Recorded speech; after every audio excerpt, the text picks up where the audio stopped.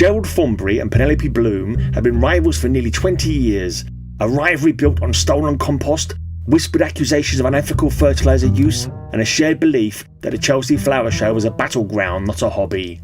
Every year, Gerald or Penelope would come first and second. They feigned civility, but their competitive spirit burned like napalm. If they could dust Agent Orange on the other's garden, they would. They never really noticed who came in third. It was probably Mrs. Mildred Pottle, with something polite and unthreatening. But this year was different. They were on 10 wins each, and this one was the tiebreaker. This year, Gerald and Penelope had decided to push their boundaries. Gerald arrived with 3 towering Triffids, each one glossy, whip-tongued, and disturbingly eager. At his signal, they performed a brief burst of interpretive dance, a few elegant sways, a flick of their tongue stingers and quick double Dutch pattern, and a final dramatic pose, their fronds rustling like can-can dancers' dresses. Penelope, not to be outdone, unveiled Algernon, a baritone carnivorous plant with impeccable diction.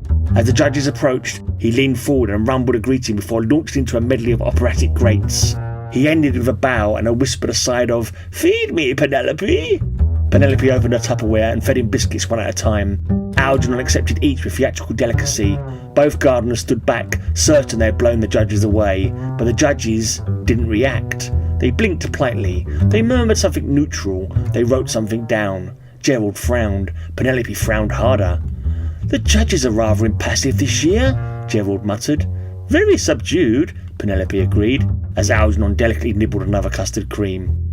Neither of them paid any attention to Mildred Pottle, who had wheeled in a tray of the dullest, beigest plants ever to disgrace a competition table.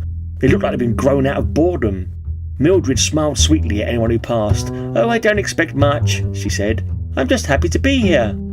When the judges returned, they gathered around her display with sudden, inexplicable enthusiasm. They nodded, they beamed, they conferred in hushed tones. Then they awarded Mildred Best in Show, Best Innovation, Best New Species, Best Use of Compost, and the newly invented Judge's Supreme Choice.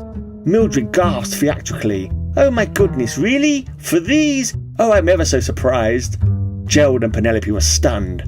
"How did she beat interpretive dance Triffids?" Gerald whispered. "And Algernon hit a high C," Penelope said, as Algernon dunked another biscuit in impeccable form. Later, after Mildred had collected the trophies and gone home humming, security discovered the real judges locked in a cupboard, dusty and furious. Behind the pavilion on the compost heap lay 3 wilted pod judge duplicates, smiling faintly as they decomposed. Gerald stared at the scene, hollow. Penelope sighed. "We were out-gardened by an old lady with beige plants." Algernon leaned forward and purred, "Feed me, Penelope." She handed him a jammy dodger.